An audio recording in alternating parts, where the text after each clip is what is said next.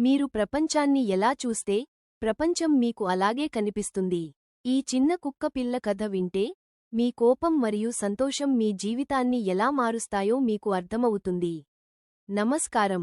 చాలామంది నాకు అందరూ శత్రువులే తగులుతున్నారు అని లేదా నాకు అందరూ మంచివారే కనిపిస్తున్నారు అని అంటూ ఉంటారు. అసలు మనకు ఎదురయ్యే వ్యక్తులు మన ప్రవర్తన మీద ఎలా ఆధారపడి ఉంటారో ఈరోజు ఒక అద్భుతమైన కథ ద్వారా తెలుసుకుందాం. కథ: ఒక ఊరి చివర ఒక పాత అద్దాల మేడ ఉండేది. అందులో వేల కొద్దీ అద్దాలు ఉండేవి. ఒకరోజు ఒక సంతోషకరమైన చిన్న కుక్క పిల్ల ఆ మేడలోకి వెళ్ళింది. అది లోపలికి వెళ్లి చూడగానే దానికి వేల కొద్దీ సంతోషంగా ఉన్న కుక్క పిల్లలు కనిపించాయి. అది తోక ఊపితే అద్దాల్లోని కుక్కలన్నీ తోక ఊపాయి. అది గంతులు వేస్తే అవి కూడా గంతులు వేశాయి.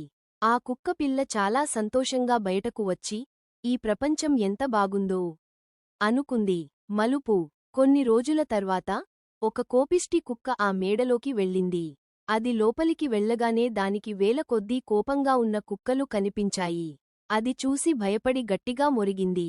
అద్దాల్లోని కుక్కలన్నీ తిరిగి దానివైపు మొరిగాయి. ఆ కుక్క భయపడిపోయి ఈ ప్రపంచం చాలా భయంకరమైనది, అందరూ శత్రువులే అని ఏడుస్తూ బయటకు వచ్చేసింది. నీతి: మిత్రులారా, ఈ ప్రపంచం ఒక అద్దాల మేడలాంటిది. మీరు నవ్వుతూ పలకరిస్తే అందరూ స్నేహితులుగా కనిపిస్తారు. మీరు కోపంగా, అసూయతో ఉంటే అందరూ శత్రువులుగానే కనిపిస్తారు.